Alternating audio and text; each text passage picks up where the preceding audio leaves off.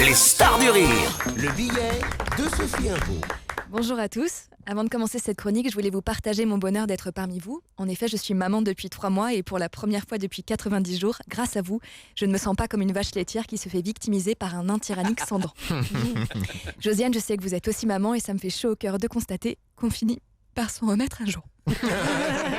Bien, je suis là pour vous parler de votre pièce Un chalet que j'ai beaucoup aimé. C'est une pièce drôle, enlevée et extrêmement bien écrite qui nous plonge au cœur du microcosme des grands fortunés de ce monde. Et Josiane, vous entendre dire vieille moule et petite bite avec une tiare sur la tête, ça n'a pas de prix. Enfin, si, ça en a un, mais enfin non. Est-ce que j'ai besoin d'expliquer cette blague ? Non. Pour ne rien vous cacher, votre pièce m'a même donné envie de réappartenir à ce monde très bourgeois. Parce que moi aussi, j'avais l'habitude de partir skier à Val d'Isère tous les ans, de péter dans la soie, et quand j'étais triste, on m'achetait un vignoble. Sauf que depuis, j'ai pris l'ascenseur social dans le mauvais sens. J'ai épousé un musicien alors que je payais déjà l'ISF à 8 ans et demi. Ça a été la meilleure idée que j'ai jamais eue. Dans la pièce, Armelle, vous avez d'ailleurs une réplique absolument parfaite à ce propos. Vous dites « ça doit être déprimant d'être pauvre ». Alors, je me permets de vous corriger ici. On peut passer de délicieux dimanches à découper des bons de réduction et classer par date des lettres de relance. Néanmoins, je dois vous reconnaître une chose, Armelle, c'est votre talent. En fait, ce qui m'a frappé, au-delà de votre silhouette incroyable, et attention, ce compliment venant d'une femme avec un corps en postpartum est tout sauf une menace, c'est votre énergie. Et je sais que votre astuce pour avoir plus d'énergie sur le plateau, c'est de manger cru.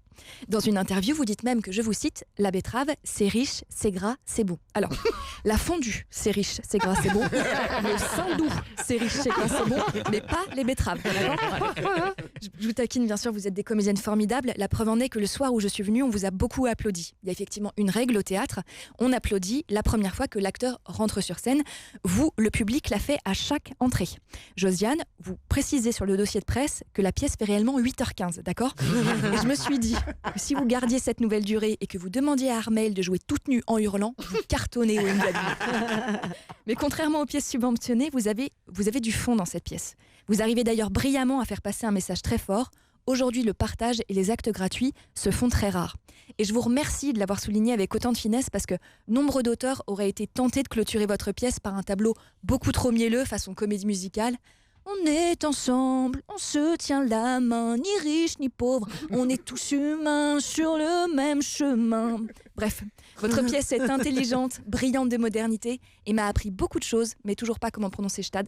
Merci de m'avoir écouté. Sophie Imbeau sur Rire et Chanson. Les stars du rire.